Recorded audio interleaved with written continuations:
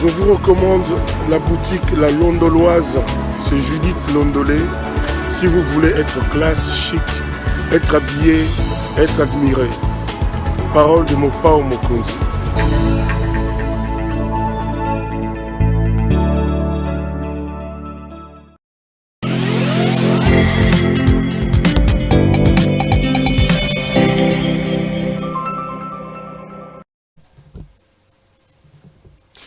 Madame, Messieurs, bonjour et bienvenue à ce nouveau numéro de l'émission Contre nous soit dit, ce magazine d'analyse d'actualité politique, sociale, économique et même juridique qu'on a lancé chez nous à CPL Télévision. De questions importantes qui retiennent l'actualité dans plusieurs domaines sont mises sur la table. Un invité m'accompagne et avec lui nous tentons de décortiquer l'actualité. Dans le pays, l'actualité reste dominée par le déplacement du président de la République, Félix Antoine Tshisekedi Tshilombo, qui est à Dubaï. On dit qu'il serait même maintenant en Jordanie avec sa Minerve, parce que le chef de l'État est rentré d'une convalescence. Le chef de l'État aurait reçu un cadeau d'une montre de M. Gims. Est-ce qu'il fallait qu'il aille à Dubaï? Est-ce qu'il fallait recevoir ces cadeaux? Est-ce qu'il y a beaucoup de choses qui s'y racontent? Je voudrais qu'on en parle un peu. On va parler aussi de la révision de la Constitution. Faut-il le faire, oui ou non? Délice Sanga dit que ça ne peut pas se faire au terme de l'article 219 de la Constitution. Pendant que les pays se trouvent en état de siège, il y en a d'autres qui les contredisent. On parlera aussi de bilan, on parlera des conflits entre Alinguetti et d'autres questions importantes. Un ami, un frère et un confrère est avec moi sur le plateau. C'est M. Eric Wemba, patron d'exclusifrdc.com. M. Wemba, bonjour. Bonjour, Père Louara. Toujours un grand plaisir de vous avoir sur le plateau. Ça va? Bon, ça va tout de même si la situation générale du pays, comme vous le savez, au-delà des chiffres qu'on donne, il faut rencontrer les Congolais au quotidien pour vous dire que la situation devient de plus en plus intenable. C'est-à-dire, vous croyez que les Congolais ne tiennent pas? Vous pensez que la situation est pire qu'elle était hier? Non, sans pour moi l'intention de faire la comparaison, mais la situation est intenable. Le pouvoir d'achat de la population a sérieusement détérioré. Il faut les rencontrer, les Congolais souffrent. Et là, nous interpellons le pouvoir public de se rappeler de son premier rôle, de son premier devoir, celui de travailler pour le bien-être des Congolais. Et vous pensez que le pouvoir public en RDC ne travaille pas pour le bien-être des Congolais? S'ils le font, ils ne le font pas assez. Mais il faut voir aussi d'où le pays était, cher ami. On sort quand même de situations de guerre, on sort des 18 ans un peu compliqués avec Kabila. Ceux qui sont là n'ont que 3 ans, on ne peut quand même pas leur demander, comme si c'était dans une série d'Ali Baba ou de rois magiques, comme sur des baguettes magiques, qu'ils fassent qu'ils vous élèvent des comment ça s'appelle, des gratte-ciel et qu'ils vous fassent manger 5 fois les jours alors qu'ils ne sont là que depuis 3 ans. Non, la grande question qu'on doit se poser, ce n'est pas ça la question. Parce que pendant ces 3 ans, nous avons constaté quand même qu'il y a des gens que nous avons connus qui étaient d'une pauvreté extrême, mais parce qu'ils sont au pouvoir, ils sont passés d'une pauvreté extrême à une richesse insolente. Cela pose un sérieux problème. Donc les sacrifices, on doit les demander à tout le monde. Et que non, une certaine classe sociale est en train de profiter de la richesse du pays au détriment d'un grand nombre. Et cela ne s'explique pas. Surtout pour un parti politique qui a fait du progrès social et des droits de l'homme, c'est credo de la campagne électorale. Vous pensez qu'une sorte de bourgeoisie comprador s'est créée à l'heure où nous parlons en RDC? Ben ça s'est créé. Sinon, comment comprendre qu'Augustin Kabouya qui devait voyager là, il a loué un jet pour aller en Mbuji-Mayi? Non, mais ils ont des députés, non? Ah bah, chose qui ils sont au pouvoir, non? Non, c'est quand même un problème. Vous savez que les partis politiques vivent des cotisations. Est-ce que je poserai toujours cette question-là. Est-ce que, à trop vouloir attaquer, critiquer le pouvoir public, le pouvoir de Tshisekedi, on ne donne pas du crédit à ceux qui parlent d'une sorte d'acharnement, des achats des consciences? Nous suivons tous les actes. Hein, quand un parti politique paie aujourd'hui Augustin Kabouya louer un jet privé pour amener des militants ou des militants en Mbuji-Mayi pour une campagne, on doit se poser quand même la question. Non, mais c'est le parti au pouvoir, Eric Wemba. Oui, l'UDPS a 400 députés, l'UDPS a des ministres, l'UDPS a même le président de la République. Ah ben, vous ne pensez pas qu'en 3 ans, si ces gens-là cotisaient au sein du parti, ils peuvent avoir les moyens pour louer un jet privé? Vous savez, il y a un problème de moralité en politique. C'est que vous ignorez. Vous savez, Mélenchon qui prétend défendre les pauvres, comme on lui a vu en business class, on a posé la question. Comment vous prétendez défendre les pauvres et vous-même vous êtes en business class? Ça veut dire quand même que dans un pays où les gens souffrent, on n'a pas déjà de l'argent à gaspiller. Donc on pouvait prendre un vol spécial, un vol régulier d'un avion de Kinshasa et aller y revenir. au lieu de louer. Et ça donne une mauvaise impression parce que vous ne les faisiez pas quand vous étiez à l'opposition. Et la population qui vous regarde, voilà les gens de gauche, IDP c'est un parti de gauche par essence, les gens qui prenaient les progrès sociaux, Taubira venait avec un vélo pour donner l'image qu'il est avec les classes moyennes, les classes sociales. Et les gens qui souffrent là et qui ne savent même pas prendre un vol un jour dans leur vie, et ils voient un secrétaire général d'un parti politique, et nous avons connu dans certaines conditions, être capable de louer un jet, ça pose quand même des problèmes. Vous pensez que la politique s'est fait aussi dans les symboliques, c'est-à-dire qu'il y a des gestes qu'il ne faut pas faire, oui, il y a des images qu'il ne faut pas vendre. Il y a des gestes qu'il ne faut pas poser. Et Mélenchon lui-même a dit qu'il a été interpellé parce qu'il a pris le business class, pourtant ce n'est pas un pauvre.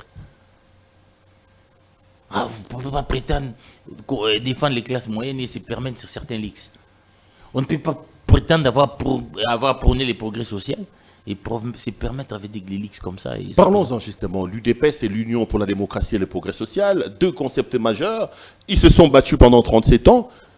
Le parti tournait son message et son histoire sur la démocratie et le progrès. Sur le plan de la démocratie, tu penses qu'on a fait des pas depuis qu'ils sont au pouvoir? En tout cas, on n'a pas fait des pas. Et justement, il y a un cas que j'évoquais, j'ai discuté entre vous, qui commence à devenir un cas des droits. Notamment, au début, on a donné l'impression que les choses changeaient. Et le président nous avait promis que l'ANER ne devait plus être ses services qui devaient réprimer les Congolais. Il a dit qu'il fermerait les cachots, il devait fermer les cachots de l'ANER. Les cachots de l'ANER. Mais maintenant, nous, des mauvaises pratiques, il y a de plus en plus de gens qui sont arrêtés au cachot de l'ANER. Vous pensez qu'il y en a des Congolais qui sont à l'ANER? Les cas les plus éloquents, c'est François Béat. Plus de 50 jours dans un cachot de l'ANER. Non, mais c'est un problème hautement sécuritaire. À la présidence, on a dit qu'il y a des indices sérieux de culpabilité, il y a des indices sérieux tendant à démontrer un comportement qui... Nous sommes devant ces dilemmes-là. 2 ou 3 jours, ça pouvait se comprendre. Mais 50 jours, ça devient de trop. Et depuis qu'on nous a parlé de cette affaire de sûreté de l'État, il y a quelle loi qui est arrêtée? Qui d'autre est arrêté? Parce qu'en même temps, il faut qu'il se défende. C'est un citoyen congolais. C'est un père de famille. Vous les gardez dans les locaux de l'ANER sans qu'il connaisse son juge naturel? Non, ça ne s'explique pas dans un état de droit. Même les plus grands criminels du monde, Saddam Hussein, je citerai même Hissène Habré, il a eu droit à des avocats pour les défendre. Donc François Béat, c'est d'abord un citoyen qui a des droits. Au-delà de sa fonction, il a des droits. Donc il doit y avoir un procès. Donc 50 jours pour vous, c'est exagérément trop. C'est exagéré et ça devient de l'arbitraire. Pirement de l'arbitraire. Pirement de l'arbitraire. Il a des droits, on doit les déférer devant son juge naturel depuis longtemps. Les garder à l'ANER là, ça pose énormément un problème. Et j'apprends mes sources, peut-être qu'on va les conduire dans un procès expéditif, on l'amène à Makala. Et nous ne voulons pas un procès expéditif. François Béat a droit à un procès équitable. Donc s'il n'y a pas ces indices sérieux, c'est un père de famille, d'ailleurs il n'y avait pas de soupçons qu'il puisse fuir, qu'il retourne chez lui à la maison carrément et simplement. Parce que là, ça devient une épine... Qu'allais-je dire, ça devient un problème sérieux pour les pouvoirs. Vous pensez que les cas Béat, c'est comme une sorte dans la gorge de Félix Tshisekedi alors où nous parlons? Oui, vous pensez que François est devenu une épine sous les pieds du régime et de ce pouvoir? Naturellement, parce que l'IDPS est venu au pouvoir sur les fonds de l'état des droits. Dans l'état des droits, même un criminel a les droits de se défendre et de se faire défendre. Vous ne pouvez pas coffrer quelqu'un, non, il voulait renverser les régimes. C'est parce que c'est un problème de sécurité de l'État qui n'a plus de droits. Encore que... Comme tout autre Congolais, il bénéficie de la présomption de l'innocence aussi. Il bénéficie de la présomption de l'innocence. Donc ça devient, et ça remet en cause l'état des droits. Et je pense, on signale plusieurs cas comme ça. Et pour François Béat, même la procédure a été biaisée dès le départ, Pierrot. La manière de l'arrêter. Aujourd'hui, confirme ce qui soutenait, nous l'avons dit à Exclusive, qu'il s'agissait simplement d'une guerre des palais. Ah, vous les confirmez, vous, pour en vous. Tout cas, François Béat, c'est un innocent, il souffre d'un problème d'un montage de la guerre des palais. Je ne parle pas qu'il est innocent, mais tel que les choses, ça se déroule, qu'on arrête un individu, on ne nous montre pas d'autres personnes qui sont arrêtées, qu'il n'y a pas de procès pendant 50 jours, il est là, privé de visites et consorts, privé de ses libertés, et qu'on ne nous amène pas dans un procès, ça réconforte ceux qui pensent que c'est une guerre des palais. Et vous confirmez que la guerre des palais, c'est quoi? Menée par Bisselele. À l'époque, vous m'aviez dit que c'était, on citait fort Bisselele, qui serait en conflit avec François Béat et qui aurait... On citait aussi les patrons de l'ANER, qui lui-même, les jours de l'arrestation de François Béat, était présent. Est-ce que pour arrêter François Béat, ça nécessitait la présence du patron de l'ANER? Les gars, il semble même qu'il était malade. On l'a pris, on l'a amené. Oui, bon, nous tous, On s'est réservé, on parlait de l'affaire de la sécurité de l'État. On voulait voir qu'on nous présente ces enquêtes, qu'on nous présente un procès, qu'on nous présente, parce que François Béat n'est pas si magicien pour renverser les pouvoirs seuls. C'est co-accusé qu'on nous amène dans les procès. Donc 50 jours après, vous commencez à douter un peu de tout sur les dossiers Béat. Je commence vraiment à avoir des doutes et des inquiétudes. Et cela n'arrange pas l'image du président de la République, qui nous a promis l'état des droits. Il ne peut pas y avoir la démocratie sans l'état des droits. Hissène Habré, qui était un grand criminel, il a eu droit à un procès, il a eu droit à des avocats. Saddam Hussein, quand son procès n'a pas été équitable, les voix se sont levées pour dire que même si c'est un criminel, il a droit à un procès équitable. Alors pour François Béat, alors qu'on ne l'a pas encore condamné, mais on lui prive indéfiniment de sa liberté. Et ça commence à devenir trop. Je pense qu'au stade actuel, qu'on laisse François Béat. On aurait dû avoir tous les indices avant de l'arrêter. Ce n'est pas qu'il y a des soupçons, on arrête quelqu'un, bon, on te prive de la liberté pour commencer à mener des enquêtes. On a l'impression que c'est maintenant qu'ils sont en train de chercher des éléments accablants. Oui, ça me donne l'impression. Ça me donne vraiment l'impression. Et ça n'arrange pas l'état des droits. Et nous refusons aussi un procès expéditif.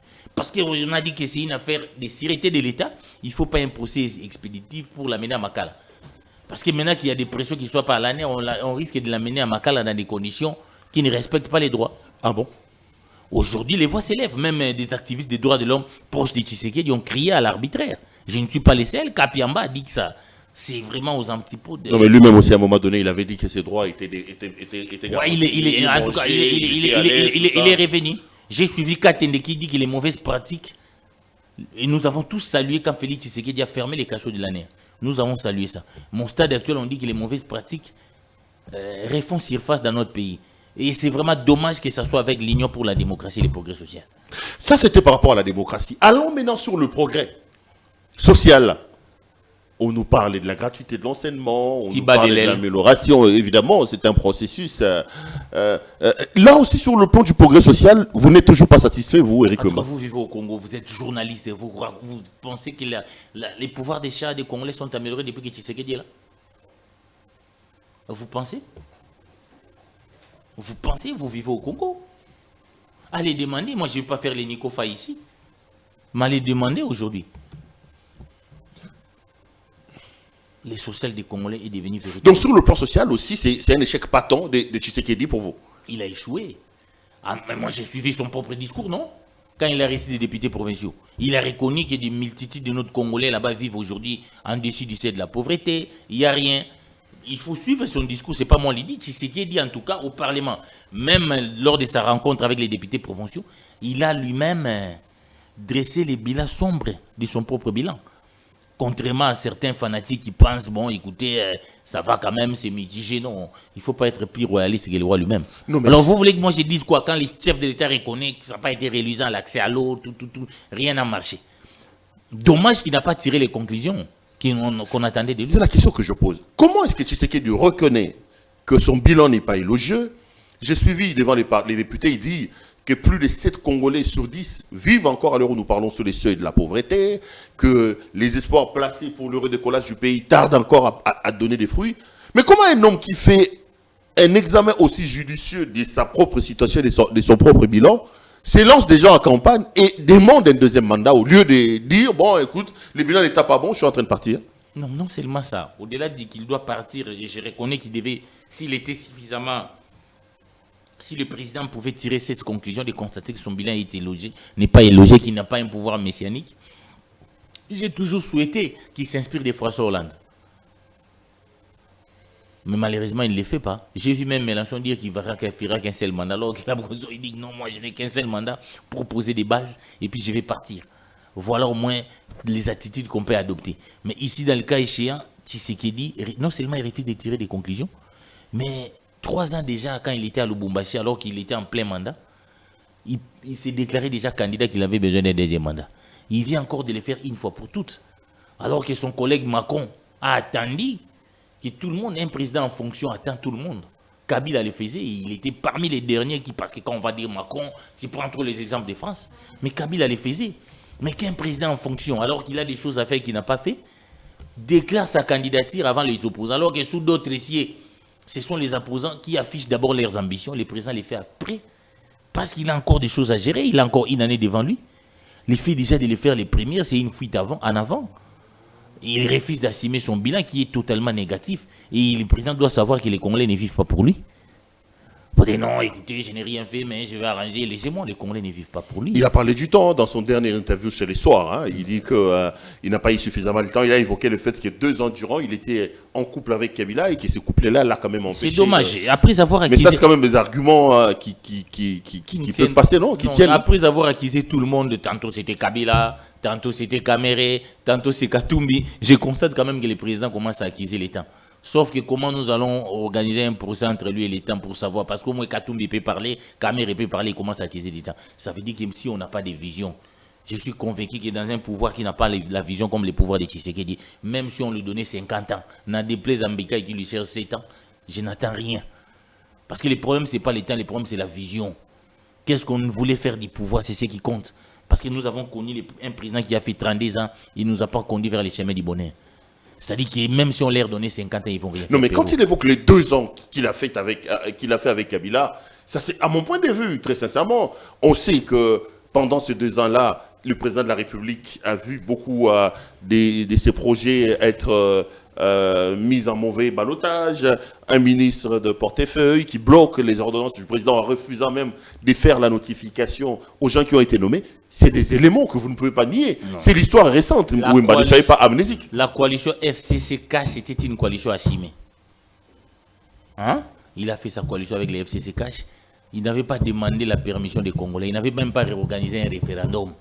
Nous avons seulement constaté que Kabound est allé monter sur un cheval à Mboué la loge. Hein? Donc c'est une coalition assumée. Il estimait que les choses allaient mieux. Donc il ne doit pas prendre ça comme prétexte pour nous dire qu'on m'a bloqué pendant 2 ans. Alors que les gens remarquent même que la gestion FCC Cash était mieux que la gestion Cash Cell.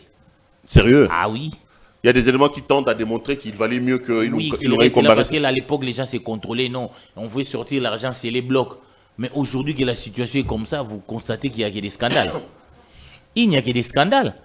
La dernière date, vous l'avez remarqué avec moi. Laquelle? Vous avez un match de football, les tournois panafricains ici. Est-ce que vous saviez que l'argent est sorti des fonds? On va parler de ça quand on parlera de la guerre entre oui, mais est-ce que ça... Tony Mwaba. Oui, ça n'existait quand même. J'ai mis ça dans l'argent, est-ce que vous savez que l'argent est sorti des fonds? Une partie pour les ministres des Sports. Non, une partie 480 000 pour les ministres des Sports, 480 000 pour les ministres des PCT. Alors que seuls les ministres des Sports pouvaient organiser cette compétition. Là aussi, c'est un blocage. Vous savez, avec 480 millions, si on peut résoudre combien de problèmes au Congo? Redevenons sérieux au lieu d'accuser l'État et d'accuser les autres. On va parler, on va prendre ça. Eric Wemba, l'actualité, c'est quand même Expo Dubaï. Le président de la République y est allé. J'ai vu un tweet, je crois que c'est Yves Bouya, qui dit que le président aurait reçu un cadeau une montre de M. Gims. Je voudrais que vous réagissiez là-dessus, mais bien avant, est-ce que vous pensez que c'était utile que le président de la République se déplace alors qu'il est encore convalescent, après les soins de santé qu'il a subis en Belgique, notamment pour son hernie discale? Est-ce que vous pensez que c'était important que le président se déplace jusqu'à Dubaï? Est-ce que vous pensez que ces déplacements est fructueux pour la République? Bon, j'apprends qu'il va en Jordanie après là-bas. Peut-être qu'il avait déjà cet agenda-là depuis longtemps, qu'il devait aller à la Jordanie et qu'on sort. Mais nous pensons, moi je ne voudrais pas entrer dans cette polémique-là, je ne maîtrise pas son agenda cette fois-ci. Peut-être que ça va être bénéfique pour le Congo, peut-être qu'il a soigné l'image du Congo. Mais je constate tout simplement, ces voyages, depuis que ça a commencé au début, pas seulement maintenant, ne nous ont rien produit. Le voyage du président de la République? Oui, on n'a pas vu ces investisseurs. Toutes ces promesses ne sont pas réalisées. Et je ne comprends pas, parce que d'après mes informations exclusives, on a parlé aujourd'hui. Et le président, pourquoi lui qui voyage, lui qui vend bien l'image du Congo, peut payer même des maisons de lobbying aux États-Unis? J'apprends qu'on a payé une maison de lobbying. Ah, des maisons de lobbyistes là pour le compte du régime? Près d'1 million de dollars, et je l'ai dit. J'ai les noms avec moi, c'est en anglais. Des sources fiables. Alors s'asseoir à Kiowa qu'il se déplace, il doit en même temps, il était aux États-Unis, nous pensons qu'il avait des relations. Mais ça sert à quoi si le président, en même temps qu'il lui-même se déplace, paye des maisons pour son lobbying, pour qu'on fasse de son lobbying là, dans certaines capitales occidentales? Ça me paraît un peu paradoxal. Ça me paraît paradoxal quand même. Mais je pense que ça nous apporte rien. Donc le voyage de Dubaï, vous les mettez dans le lot de ces centaines de voyages du président de la République qui n'ont pas profité aux Congolais? Alors, qui ne profiteront pas aux Congolais, sauf qu'il y a des fortes délégations qui se déplacent là-bas avec les moyens de l'État. Oui, il y a beaucoup de ministres quand même qui sont allés, des mandataires, tout ça. Des délégations, je ne veux pas être jaloux des amis qui ne sont pas là, c'est quand même, ça fait trop. Oui, j'ai vu. Et les délégations, il y en a quand même beaucoup à Dubaï. Beaucoup de musiciens, tout ça, je ne comprends pas pourquoi. Non, On doit en même temps... l'image du pays, Expo 2020. On gaspille beaucoup d'argent, Péro. Retournons dans l'arrière-pays, Péro. Voir dans quelles conditions nos enfants vivent. Des fois, sans les bancs et consorts, ils étudient même les sols. Tout cet argent, les 400 000 qu'on dépense ici, qu'on détourne, l'argent qu'on dépense pour ces voyages-là, pour amener tous ces tambourinaires qui n'ont rien à foutre de voir d'abord dans ces voyages, tout ça, on ne peut pas consacrer ça pour aider nos enfants. C'est l'argent des Congolais. La justice sociale, c'est cela. Au lieu de dépenser l'argent pour amener les gens dans le voyage, on ne peut pas consacrer une bonne partie de cet argent pour résoudre les problèmes de nos enfants, par exemple, à l'intérieur du pays. Et Eric Wemba, toujours par rapport à ce voyage, j'ai lu, comme je disais, des tweets où on dit que le président de la République aurait, je parle au conditionnel, aurait reçu un cadeau d'une montre de notre frère, qui est d'ailleurs congolais, Maître Gims, le fils de Juna Janana. Et vous êtes en colère, vous dites que c'est impossible, M. Tshisekedi n'avait pas le droit de le faire. Non, il n'y a aucune condamnation du point de vue du droit qui peut condamner un chef de l'État puisse recevoir un cadeau. Mais ici, c'est un problème purement de la morale politique. Parce qu'il faut mettre les présidents à l'abri, parce qu'il est le premier d'entre nous. Non seulement il est le premier d'entre nous, pour lui mettre à l'abri de tout soupçon, des corruptions, des cadeaux et consorts, il est le mieux payé de la République. Même si, par ailleurs, il nous avait promis son salaire. Non, il a dit que lui-même ne connaissait pas son salaire. Il ne connaissait même pas son salaire. Pourtant, pendant la campagne, il avait promis que son salaire sera connu. Hein? Et j'apprends même que son successeur est impayé. Je ne sais pas si c'est vrai. Son prédécesseur. Sauf qu'il nous est difficile de faire les syndicats de Kabila. Son successeur ou son prédécesseur? Son prédécesseur, Joseph Kabila. Joseph Kabila. Ah, il a des arriérés de salaire. Il a des arriérés. Kabila n'est plus payé. Oui, il n'est plus payé depuis un certain temps. J'apprends de ses proches. Ah bon? Donc, c'est quoi? C'est une décision de Tshisekedi? Non, je ne sais pas. Il n'est pas payé. Kabila n'est pas payé. Les 600 000 dont on dit qu'il bénéficie. Oui, donc peut-être que vous êtes prêt à faire son syndicat. Moi, je ne suis pas prêt, mais je constate quand même qu'il n'est pas payé. Je vais interpeller quand même qu'on respecte aussi ses droits. Non, les droits, c'est les droits. Hein. Oui. Quel que soit l'endroit où il est violé, il faut le condamner. Hein. Oui, donc... Peter Tiani a souvent l'habitude de dire défendre le droit des autres et c'est défendre aussi ses propres droits. Oui, donc Kabila n'est pas payé pendant un certain temps. Je demande quand même au ministre des Finances de voir les cas des sénateurs à vie. Sinon, les gens de plus en plus ne laisseront pas les pouvoirs parce qu'ils savent que quand ils vont laisser les pouvoirs, on ne va plus les payer. Il a eu quand même la chance formidable de laisser les pouvoirs. Il faut que tous ces droits puissent être respectés. Allez, revenons à la question. Sur la montre, vous dites que M. Tshisekedi, pour des raisons de morale, il ne pouvait pas prendre ça. Il ne pouvait pas prendre ça parce que d'abord, il a accordé des passeports diplomatiques à ces enfants-là. Il y a eu des bruits ici, ils ne sont pas congolais, il y a des gens qui ont crié. Et après, vous recevez leurs cadeaux. Donc, ça nous donne l'esprit qu'ils veulent influencer les décisions. Je ne dis pas ça, mais on interdit à ça. Le président de la République a suffisamment de moyens pour avoir des belles montres. Moi, je les vois quand même avec des belles montres qu'il n'avait pas quand il était encore à l'opposition, parce que je les voyais au dialogue de la Senco, je ne voyais pas avec des montres qu'il porte maintenant. Donc, l'État congolais lui donne suffisamment de moyens pour être à l'abri de ces choses-là. Du point de vue de la moralité, ça pose quand même un problème. Non, mais c'est une donation, c'est un cadeau. Surtout pour les cas de Gims, alors qu'il y avait une vive polémique, il leur a donné un passeport. C'est un Congolais, son père est connu.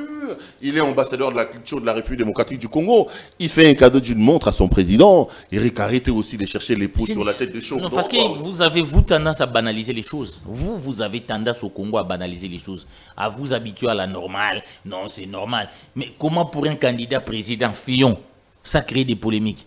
Parce que Bourgi lui a donné un cadeau. Robert Bourgi lui avait donné 2 vestes. Le problème, c'est le président de tous les Congolais. C'est quelqu'un qui est le président de tous les Congolais. Et qu'on ne sait pas l'intention qui se cache derrière les cadeaux. Peut-être lui, il est de bonne foi. Mais en même temps, on doit nous dire si ça coûte combien. Il doit déclarer. Moi, je pense que ce n'est pas un problème juridique. On ne condamnera pas le président parce qu'il a reçu un cadeau. Mais du point de vue moral, ça n'arrange pas l'image du chef de l'État. Surtout dans les contextes de Gims, qui venait sur les fonds d'une vive polémique de recevoir les passeports diplomatiques de la part du chef de l'État. Bon, encore faut-il vérifier si cette information est vraie. En tout cas, moi j'ai suivi Bouya, j'ai suivi Rachel Kitita. Je connais que ce sont des journalistes. On a vu aussi les images qui sont là, que le président a reçu un cadeau de Gims. Et je pense quand même qui font la communication du président de la République. Ils pouvaient refuser. Ou ne pas les mettre sur la place publique. Oui, ils pouvaient les refuser. Et je vois le garçon là lever la montre pour donner au président de la République. Vous voyez ce que ça fait. Sous d'autres essais, c'est un scandale. Si même pour Fillon qui n'était même pas encore président, On a essayé un peu de taper comment il recevait des vestes trop chères là de M. Bourgi. Mais quelqu'un qui est déjà président. Vous savez que les rois des Belges, il était ici, il a reçu aussi des cadeaux, mais ça crée un scandale en Belgique. Les cadeaux ne venaient même pas d'un Belge. Ils ne venaient même pas de la Belgique. Il a reçu des cadeaux, des diamants ici. Mais la presse en a parlé. Mais bon, ici, semble-t-il, d'après nos états généraux, vous êtes là pour accompagner le gouvernement. Vous n'êtes pas là pour informer les publics, pour faire des analyses à main de condamner certaines pratiques qui n'honorent pas l'image. Tu sais qu'il n'avait pas du tout à recevoir cette montre-là. Moi, à mon humble avis, si je pouvais les conseiller, il ne pouvait pas recevoir ces cadeaux. Et qu'on lui mette en image là, il enlève sa montre pour donner les cadeaux au président de la République. Pourquoi? Et donc les passeports diplomatiques, peut-être s'il n'est pas suffisant, il veut autre chose obtenir chez les chefs de l'État. C'est chez un homme là.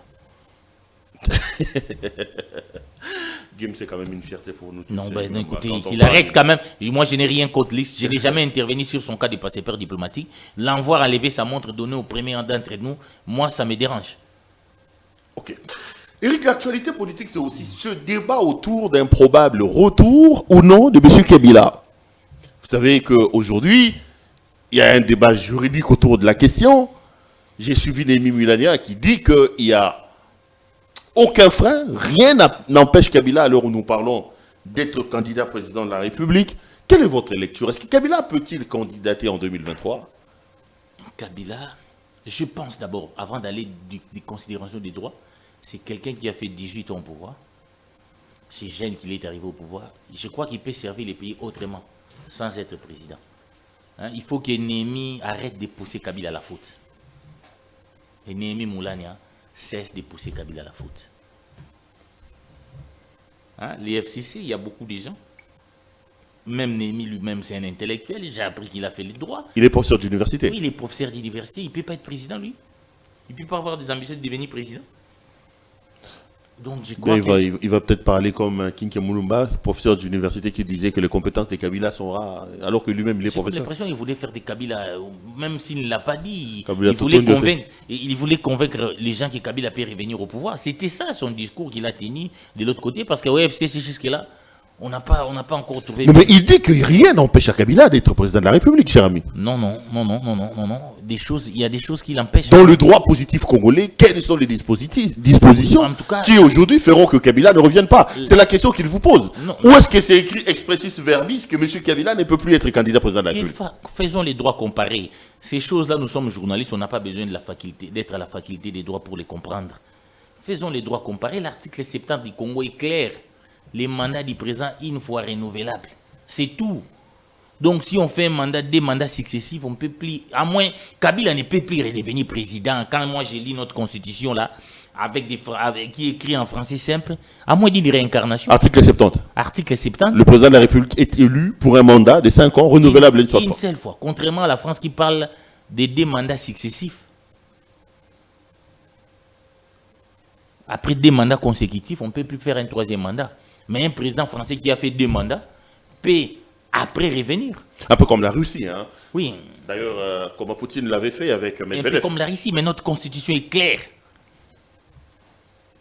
Non, mais quand ils vous disent que le concept renouvelable est lié à la possession, ils disent que la constitution est claire, comme vous. Le président de la République est élu pour un mandat de 5 ans renouvelable une seule fois. Pour renouveler un mandat, il faut l'avoir. Or, Kabila n'a plus aucun mandat. Donc, les compteurs sont remis à zéro. Non, les compteurs pour Kabila... Le mot renouvelable est tributaire au fait que l'on doit être possesseur de... Les compteurs, vous devez posséder le mandat. Les compteurs n'est pas remis à zéro. Les compteurs n'est plus qu'à remis à zéro si l'union sacrée, là, avec Mbika, ils vont jusqu'au bout de leur projet funeste du changement de la Constitution. Et vous savez déjà, à l'époque de Kabila, il y avait des gens qui mijotaient un tel projet. Parce qu'ils ne pouvaient pas sauter les verrous de l'article 70. Entre la révision de la Constitution et l'inanition de la Nation notamment. On parlait déjà qu'il faut aller à la 4e République. Il y a des gens qui imaginaient ça. Il est clair, parce que c'est vrai que faisons du droit comparé. Sur ces points-là, en France, c'est l'article 6. Nous n'avons pas... Notre Constitution est différente sur ces points de la Constitution française. L'article 6 parle de 2 mandats consécutifs. Mais nous, on dit une fois renouvelable. C'est les Français, c'est même pas les droits. Non, mais c'est ça justement, par rapport aux Français. On ne peut renouveler que quelque chose que l'on a. Une fois qu'on l'a renouvelé et qu'on n'est plus possesseur. C'est absolu, et qu'on ne possède plus la chose. Non, on est en droit de revenir. Là, on veut faire un peu de la... C'est ça l'argument des kabylistes. Non, il fait faire du soufisme, mais c'est clair, c'est une fois renouvelable. Il faut voir aussi les contextes politiques de notre constitution. Vu des crises récurrentes de légitimité, c'est pourquoi on dit même que le nombre de mandats, on ne peut pas changer. Qu'un président qui a totalisé ses 2 mandats ne peut plus revenir. C'est absolu. Moi, c'est mon point de vue. Je n'ai pas besoin de la faculté de la droit pour affirmer cela. Donc Kabila n'a plus le droit de revenir. À moins d'une réincarnation. Bon, il y a ceux qui croient à la réincarnation, il doit mourir et naître pour revenir. Ah bon? Oui. À l'heure où vous êtes là, vous dites que Kabila ne reviendra jamais. Ne reviendra jamais. Je pense à moins, légalement, hein, à moins d'une réincarnation. Mais je sais que politiquement aussi, s'il fait cette tentative, j'ai dit à Néhémie, il y a un Kalouba là-bas. Qui sera là pour les bloquer? Ah oui, il y a un Kalouba là-bas. À la Cour constitutionnelle? À la Cour constitutionnelle. S'ils doivent être réalistes, ils doivent se choisir un candidat. Peut-être Olivier Lembe, qui sait? Pourquoi pas? On lui a même posé la question si Fayoulou peut être leur candidat. Il dit que non, nous sommes en coalition avec les mais on pourra voir ça. Ils peuvent même faire des Fayoulou leur candidat. Nous sommes en politique. S'ils ne trouvent pas un candidat, moi je conseille à FCC de faire même des Fayoulou leur candidat. Non, mais on dit déjà qu'il y a beaucoup de tentatives de rapprochement entre lui et Katumbi sous les auspices de l'Église catholique. Est-ce que vous pensez que ça peut advenir que Kabila soutienne la candidature de Katumbi, par exemple? Oui, mais le contraire serait impossible. Que Katumbi soutienne Kabila? Non, ça serait impossible. Ils le savent. Je crois. Je crois que Kabila a déjà fait 18 ans entre nous. Donc vous craignez que Kabila revienne? Qu'est-ce qui vous fait peur? On n'a pas peur, c'est un problème des droits, c'est un problème de l'égalité, mais si tu as fait 2 ans, c'est tout. Sinon, on risque de créer une très mauvaise jurisprudence dans ces pays. La Constitution est claire, sauf si la bourde là est commise de changer la Constitution. Avec Steve Mikaï, comme il est dit. Avec votre ami Steve Mikaï. Parlons justement du changement de la Constitution. Vous n'êtes pas d'accord, hein? La Constitution telle qu'elle est là, il ne faut pas la changer. Je ne suis pas tout à fait d'accord qu'on change, parce que je considère l'article 220 de notre Constitution actuelle, qu'on veut contourner par les changements de la Constitution, comme étant les condensés de notre élite démocratique, Pierrot. L'article qui verrouille un certain nombre de matières. Oui, c'est justement, si vous lisez l'exposé, vu les crises récurrentes de légitimité, le Congo a une histoire, un pays qui a connu des guerres civiles. C'est comme ça que nous avons eu ces pactes républicains. Constitution et Oumela. Comme disait Mbata dans son dernier colloque, quand il était encore dans ses... Quand il était encore lucide. Quand il était encore lucide, oui.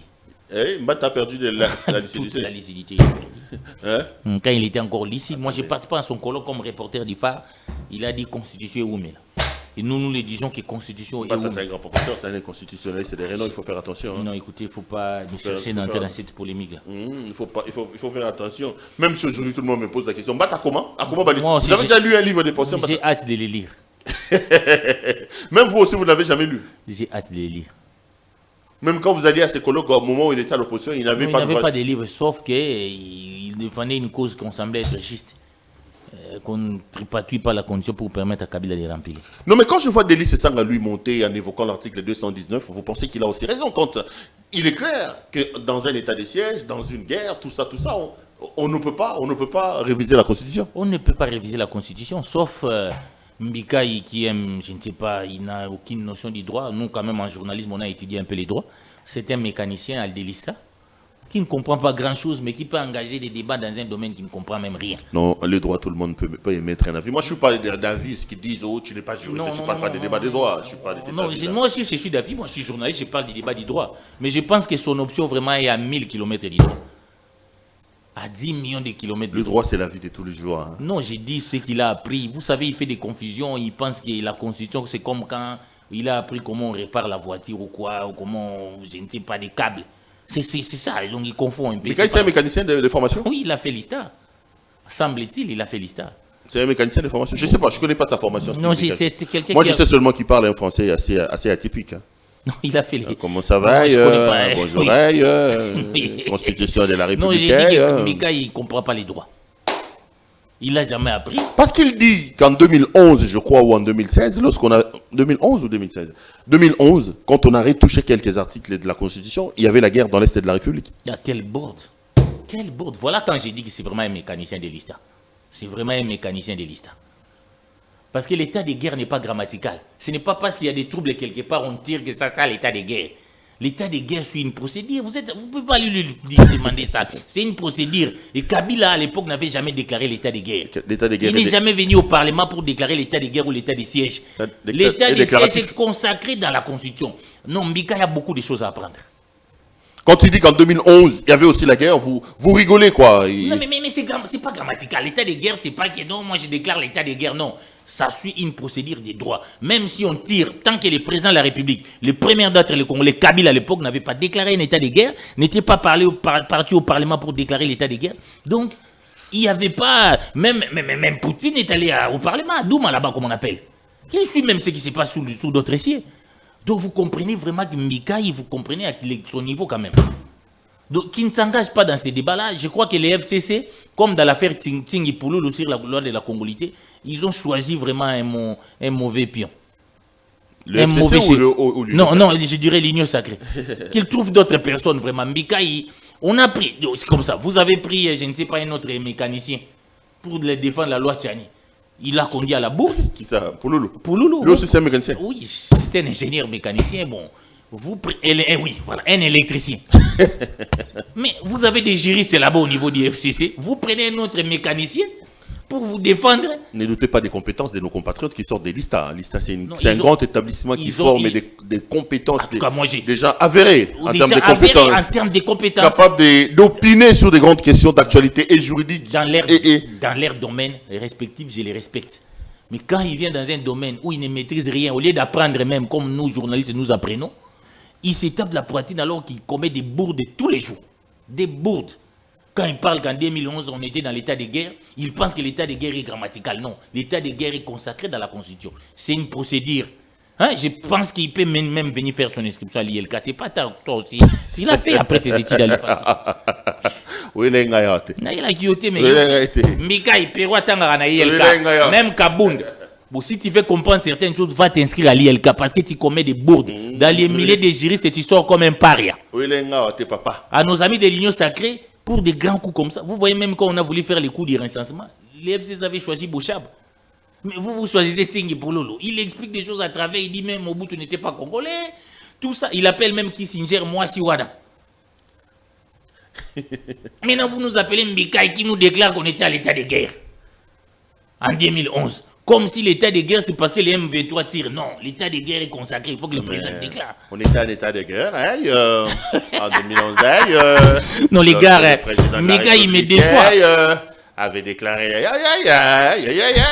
ça c'est le français. Il voulait même avoir un poste à l'époque de Kabila, il voulait l'ONATRA.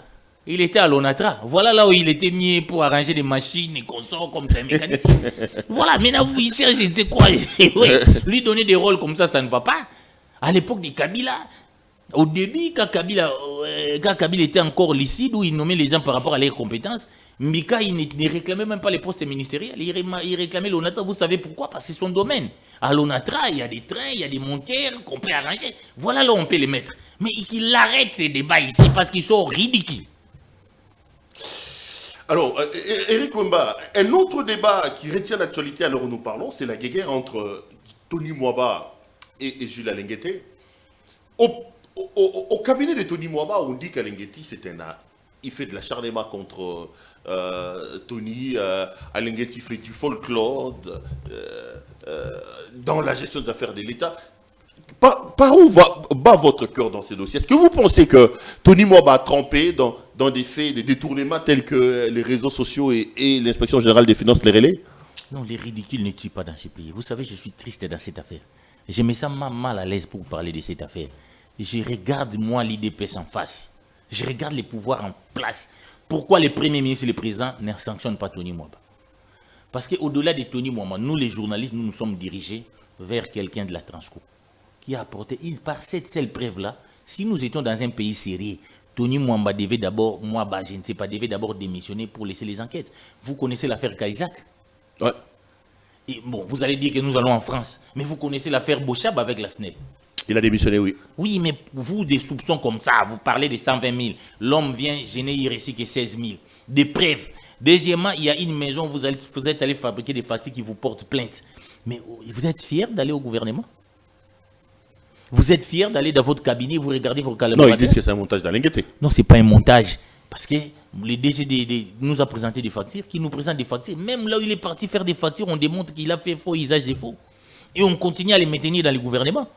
On ne peut pas consacrer l'impunité à un système comme ça dans ces pays. On ne peut pas consacrer l'effet de les laisser au gouvernement. Là, ça pose déjà un problème. Ça veut dire quoi? Ça veut dire pour vous que Tony Mwaba n'a plus sa place au gouvernement? Il n'a plus sa place. Il doit démissionner. Lui-même, avant même qu'on les fasse quitter du gouvernement, s'il avait un sas d'honneur. Les gars, il est là, il n'arrange bien. Vous savez qu'il ne travaille pas dans son cabinet. Il a un cabinet privé. Parce que dans son cabinet, c'est tout. Il a même quelqu'un qui ne peut pas même arranger son cabinet. Là, vous pensez qu'il peut arranger? Vous êtes déjà allé là-bas? Hein? Moi, il m'a déjà reçu dans son bureau. Il a modernisé, c'est beau. Hein? Au cabinet, les EPST? Si. Non, il ne travaille même plus là-bas. Généralement, il n'y a pas du courant là-bas. Moi, je donne mon témoignage. Non. Moi, je sais qu'il n'y a pas du courant là-bas. Il n'y a pas du courant là-bas. Non. Il a un cabinet privé où il reçoit des musiciens et conso. Donc, ipso facto, j'estime, les preuves qui sont là, ce monsieur doit démissionner. S'il ne le fait pas, le président de la République, qui a parlé de faire de la lutte contre l'impunité, la corruption sur le cheval des batailles, pourquoi on les garde? Monsieur le Premier ministre, pourquoi vous ne suspendez pas vos ministres?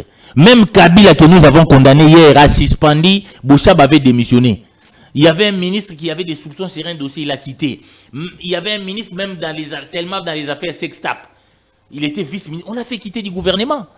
L'exemple doit venir d'en haut. Si on laisse Tony Mwaba là-bas, donc on demande aux Congolais, ils peuvent détourner l'argent de la République et bénéficier de l'impunité. Bon, Tony Mwaba est encore présumé innocent. Hein? L'article 17 de la Constitution de la RDC. Bouchab aussi était présumé innocent. Mais quand il y a des soupçons graves comme ça, moi je parle de la moralité politique, monsieur. Hein, outre tes notions du droit, moi je suis ici dans la moralité. Donc, ça devient une notion quand il s'agit de Tony Mwaba. Quand toi tu l'évoques pour François Béat, là ce sont tes notions à toi. Non, le droit c'est le droit, hein. Il est impersonnel, hein. Il est général. Hein. Il faut savoir mettre les débats. Les cas François Béat et les cas Mwamba, c'est des choses différentes. Non, que ce soit François Béat, que ce soit Tony Mwaba, les deux sont présumés innocents. Oui, ils sont présumés innocents. Tony Mwaba, au moment où nous parlons, est présumé innocent. Oui, mais François Béat. Il ne faut pas les présumer coupables. Écoutez, mesdames, vous donnez un bel exemple. François Béat, on lui a déjà trouvé un successeur, monsieur. Un intérimaire, un successeur. Donc, puisqu'il est dans les cas là, il ne peut plus continuer à être conseiller en attendant qu'on l'a mis de l'autre côté. Mais pourquoi on laisse Tony Mwaba? Des poids, des mesures. Pourquoi on les laisse? Il y a des soupçons graves. Ce n'est pas Perrault, ce n'est pas Eric Wemba, ce n'est pas les opposants du FCC. C'est l'inspection générale des finances rattachée à la présidence qui nous amène des preuves. On cite Transco, nous allons à Transco. Nous demandons, ils nous montrent des preuves, voilà ce monsieur, voilà la facture. Comment vous avez dépensé l'argent? Il ne sait pas prouver, non, il y a eu des frais de recherche chez Mormor. Il amène, l'inspection générale doit aller chez Mormor parce que les matchs on devait gagner. Lui, j'ai vu un de ses communicateurs parler même des frais de recherche. Ah bon, ils ont dit ça? Non, l'autre partie de l'argent, comme c'était des matchs, il fallait donner aux féticheurs. Les matchs de ces enfants-là, les enfants-là avaient besoin de féticheurs. Même, est-ce que chez Mormor, il y a des factures? C'est ridicule. Oui.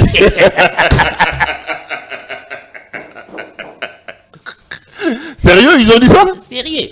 François Béat, vous l'arrêtez. Jusque-là, nous ne voyons pas de preuves. Mais il est au moins aux arrêts, il subit. Mais Tony Mwaba, il y a des preuves. Sortant des Transco, sortant de cette maison-là, Grand Keko, Gradeco, quelque chose comme ça. Et on les garde. Des poids, des mesures.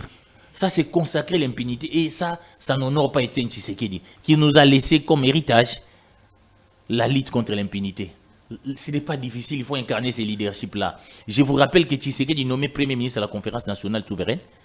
Sans les dire, tous ceux qui détenaient illégalement les biens de l'État sont venus les déposer au palais du peuple. Parce qu'il incarnait ces charismes-là. C'est ce que nous entendions de Tshisekedi. Pour qu'il honore la mémoire de son père. Si Anthony Mwaba continue à être là, donc ça défie. Ça remet en cause l'état des droits qu'il prône. Qu'on les mette de côté, qu'on mène des enquêtes. Comme vous dites qu'il est présumé innocent. Mais quand on va les juger, on constate qu'il est réellement innocent, que Transco a menti, tout le monde a menti, lui qui a raison, il sera libéré. Et il pourra revenir en politique. Mais pour le moment, il y a des très très graves soupçons sur sa personne pour qu'il continue à être là. Il y a vraiment des cas de flagrance, comme les cas des Transco et les cas de cette maison-là d'imprimerie. Regardez un tel monsieur comme ministre, ça consacre vraiment l'impunité dans le pays. Et quel exemple on donne aux autres ministres? Eric Wemba, merci d'être venu nous voir. Un grand merci en tout cas. Revenez-nous quand vous voulez, ici chez vous. Madame, Messieurs, l'émission est terminée. Notre invité du jour, c'était donc Eric Wemba. Retrouvons-nous demain pour un autre numéro de cette émission. Bonsoir chez vous. Bonsoir.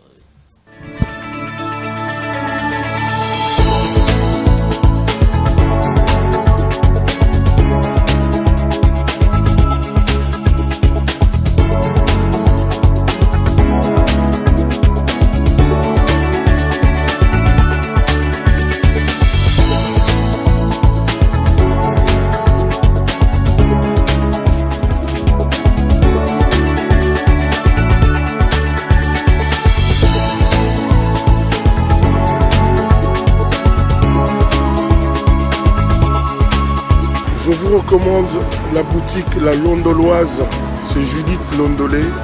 Si vous voulez être classe, chic, être habillé, être admiré. Parole de Mopao Mokonzi.